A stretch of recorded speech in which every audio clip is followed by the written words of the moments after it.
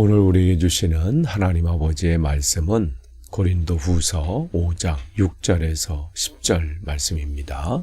고린도후서 5장 6절에서 10절까지 제가 봉독해 드리겠습니다. 그러므로 우리는 언제나 마음이 든든합니다. 우리가 육체의 몸을 입고 살고 있는 동안에는 주님에게서 떠나 살고 있음을 압니다. 우리는 믿음으로 살아가지 보는 것으로 살아가지 아니합니다. 우리는 마음이 든든합니다. 우리는 차라리 몸을 떠나서 주님과 함께 살기를 바랍니다. 그러므로 우리가 몸 안에 머물러 있든지 몸을 떠나서 있든지 우리가 바라는 것은 주님을 기쁘게 해드리는 사람이 되는 것입니다. 우리는 모두 그리스도의 심판대 앞에 나타나야 합니다. 그리하여 각 사람은 선한 일이든지 악한 일이든지 몸으로 행한 모든 일에 따라 마땅한 보응을 받아야 합니다. 아멘. 우리가 지난 시간에 이 말씀을 통해서 지금 바울은 우리의 영원한 집을 갈망한다.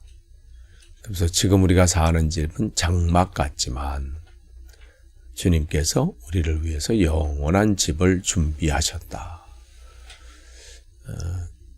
그러면서 그것을 어떻게 알 수 있느냐? 성령께서 보증을 또 서주셨다.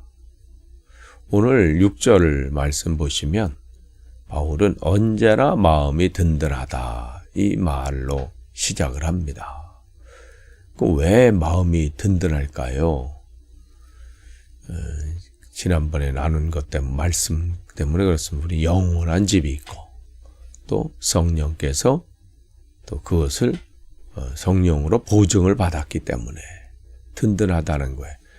그러니까 지금 이제 현실은 환난을 당하고 우겨싸임을 당하고 박해를 당하고 거꾸로 뜨림을 당하고 지금 바울이 복음을 전하면서 세상 사람들의 시선으로 보면 기구하기 짝이 없어요. 여러 가지 어려움들이 있어요. 그럼에도 불구하고 바울은 낙심하지 않는다. 그러면서 낙심하지 않는 정도로 머무는 게 아니에요. 거기서 더 나아가서 마음이 든든하다. 확신이 있는 거죠. 담대함이 있는 겁니다. 그러면서 바울은 동시에 현실은 인정을 해요. 뭐라고 그래요? 우리가 육체의 몸을 입고 살고 있는 동안에는 주님에게서 떠나 살고 있음을 압니다. 주님에게서 떠나 살고 있다. 이거는 다른 게 아니라 무슨 영적으로 떠나 있다는 뜻이 아닙니다. 늘 바울은 고난 중에서나 아니면 어떠한 상황 가운데는 주님과 함께 있었다고 고백하고 또 그의 삶이 그것을 증거를 하잖아요. 그러나 육체적으로는 아직은 완전히 주님과 함께 있지 않죠. 아직 주님을 대면하지는 못한 그런 상황이에요. 현재는 장막집에 머무는 거예요. 육신을 보면 장막집이죠.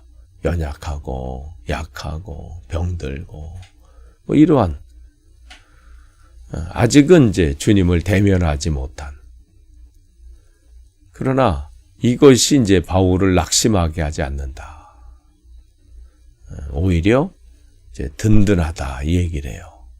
왜냐면 그 약속이 분명히 있기 때문에 내가 영원한 집, 영원히 머물 그 영원한 집이 또 하나님께서 나를 위해서 예배해 주셨고 또한 성령께서 그 약속을 보증해 주셨기 때문에 그러니까 이게 우리의 이 그리스도인의 모습을 여기서 바울을 통해서 하나님께서 보여주시는 거예요. 우리도 마찬가지예요. 이 땅의 삶이 여러 가지로 괴로운 일들이 많죠. 상황이 힘들게 하고 또 여러 가지 사건으로 인해서 고달프고 육신도 마찬가지. 육신을 보면 점점 약해져 가고 병들고 뭐 이러한 우리의 모습이에요. 그러나 우리도 어떻게 해요? 든든하죠. 왜냐하면 우리에게는 소망이 있기 때문에 그렇습니다. 또한 우리 안에는 성령님이 함께 우리 안에 계시기 때문에 우리는 든든한 거예요. 그러면서 7절에 뭐라고 말씀하냐면 우리는 믿음으로 살아가지 보는 것으로 살아가지 아니합니다. 보는 것으로 살아간다. 이게 뭔가요? 눈에 보이는 기준으로 사는 거죠. 현실의 상황만 바라보고 사는 거예요. 환경에 따라 사는 것이죠. 만약에 우리가 눈에 보이는 대로 상황을 보고 환경을 보고 살아간다면요, 낙심할 일이 참 많아요. 남과 비교해서 나는 저런 것도 부족하고 이런 것도 없고 여러 가지 상황들을 보면 낙심할 일들이 있고 그렇죠. 그만큼 우리의 이 육신의 장막, 육신의 집은 약합니다. 작은 것으로 상처받고요. 또 작은 어떠한 일들, 상황이 크게 느껴져서 무너지기도 하고 절망하기도 합니다. 삶을 잘 하려고 해도 환난을 겪고 고난 가운데 있고 겉사람은 점점 낡아지고 이런 상황들을 보면 내가 지금 뭐 하고 있나? 이렇게 사는 게 맞나? 저 사람들은 잘 먹고 잘 살고 잘 하는데 나는 이게 왜 이 모양 이 꼴인가? 낙심할 수밖에 없어요. 그러나 우리는 기준이 다른 사람이에요. 우리는 믿음으로 살아가는 사람이에요. 그럼 믿음으로 산다는 게 뭐예요? 보이지 않는 것을 믿고 사는 거예요. 영원한 하나님의 나라를 붙잡고 살아가는 거죠. 그걸 준비하고 계신 예배하신다고 하는 하나님의 약속을 신뢰하고 사는 겁니다. 이 땅의 것만 바라보는 것이 아니라 영원한 것을 보고 사는 것, 이게 믿음으로 사는 겁니다. 그래서 히브리서 11장 1절은 우리에게 이렇게 말씀하시죠. 믿음은 바라는 것들의 실상이요. 즉 소망, 우리가 아직은 붙잡지 못했어요. 그러나 붙잡게 하실 것이라고 하는 그 소망. 그 다음에 보이지 않는 것들의 증거다. 그러니까 지금은 보이는 게 없어. 잡히는 것이 없어. 그러나 성령께서 그것을 보증해 주셨잖아요. 우리는 아직 영원한 집을 보지는 못했습니다. 내가 가서 살 곳, 내가 거하는 곳, 그걸 아직 보지는 못했어요. 그러나 하나님께서 말씀하셨기 때문에 어떻게 해요? 우리는 믿는 거죠. 아직 우리는 부활의 몸을 입지는 못했습니다. 그러나 우리는 믿습니다. 이것이 믿음으로 사는 거예요. 여러분은 지금 어떻게 살고 계십니까? 그냥 눈에 보이는 것, 내 환경, 상황, 문제 그런 것만 보고 계십니까? 그러면 순간순간 낙심하는 거예요. 순간순간 무너집니다. 순간순간 절망, 어느 순간은 그냥 계속 절망하게 되죠.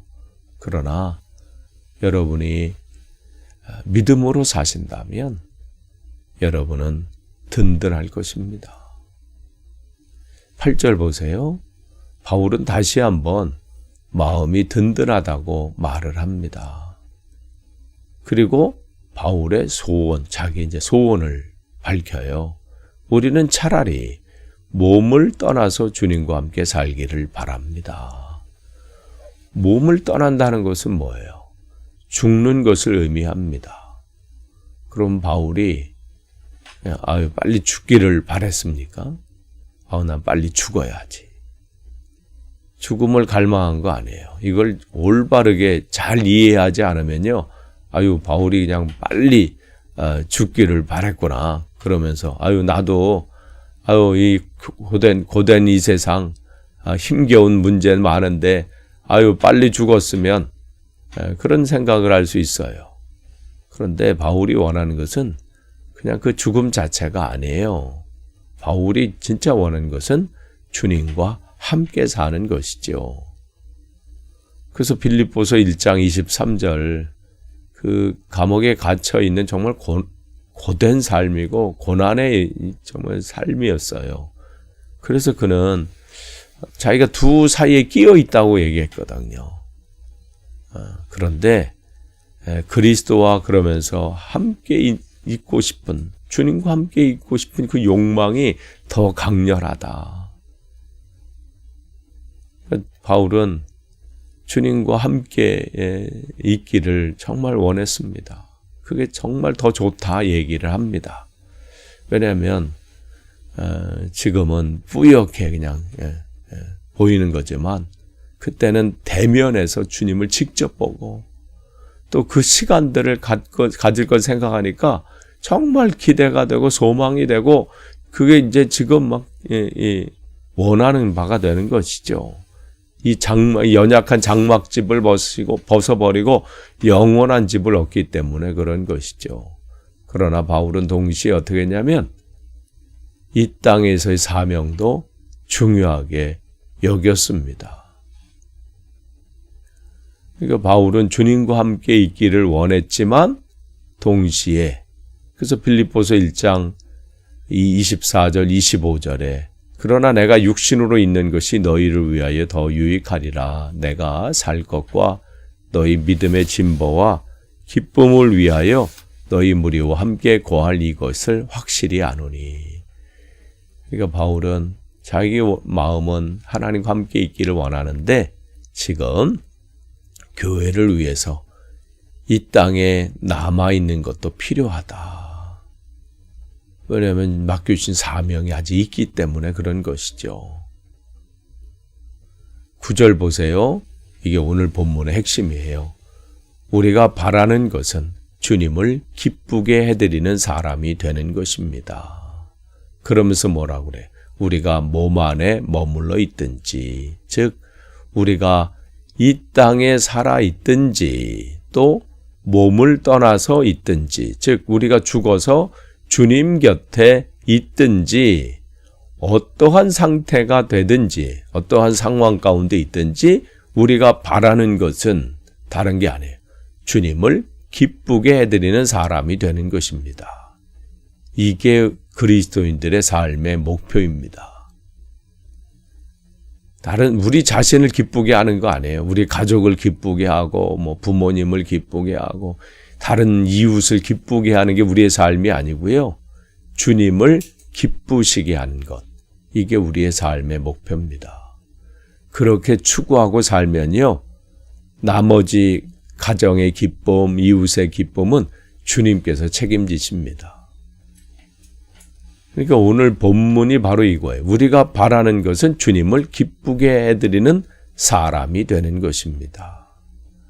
우리의 삶의 목표는 지금 뭔가요?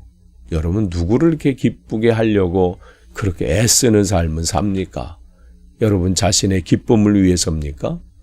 아니면 자녀들을 기쁘게 하려고? 아니면 가족들을? 아니면 부모님을? 아니면 이웃을? 어떤 특정한 어떤 사람을 위해서 그들의 기쁨을 위해서 사십니까? 오늘 성경은 분명히 우리에게 말씀합니다. 주님을 기쁘시게 된다. 10절 보겠습니다. 거기 보면 왜 우리가 주님을 기쁘시게 해야 되는지 이유를 말합니다. 왜냐하면 우리는 모두 그리스도의 심판대 앞에 나타나야 되기 때문에, 거기 서야 되기 때문에 그렇다는 거예요. 모두예요. 예외가 없습니다. 모두가 주님 앞에 서는 날이 있어요. 예수님을 믿든지 안 믿든지 다 그 앞에 섭니다. 주님 앞에 섭니다. 그러면서 뭐라고 그래요? 왜 서서 어떤 일을 해요? 각 사람은 선한 일이든지 악한 일이든지 몸으로 행한 모든 일에 따라 마땅한 보응을 받아야 합니다. 이건 구원의 심판 아니에요. 믿는 사람들에게는 구원의 심판이 아니에요. 상급의 심판이에요. 어떻게 살았는지, 내가 이 땅의 삶을 어떻게 살았는지, 즉 우리가 주님을 기쁘시게 하는 삶을 살았는지 우리가 몸으로 행한 모든 일이 평가받게 될 겁니다. 그러니까 어떤 분들에게는 두려운데? 그러나 만약에 우리가 주님의 뜻을, 주님을 기쁘시기 위해 산다면 이 시간은 소망의 시간이 되는 거예요. 소망하며 기다리는 거죠. 여러분이 이러한 이 시간, 이때가 소망이 되길 원합니다. 여러분에게 기쁨이 되길 원합니다. 오늘 우리가 어떻게 살아야 되는지 다시 한번 점검하고 결단하는 오늘 복된 하루 되기를 원합니다. 기도하겠습니다. 하나님 감사합니다. 오늘도 주신 말씀으로 하루를 시작합니다. 우리가 무엇을 하든 어떠한 상황 가운데 주님을 기쁘시게 하는 우리의 삶이 되도록 주님 오늘도 그러한 하루가 되도록 인도해 주옵소서. 예수님의 이름으로 기도합니다. 아멘.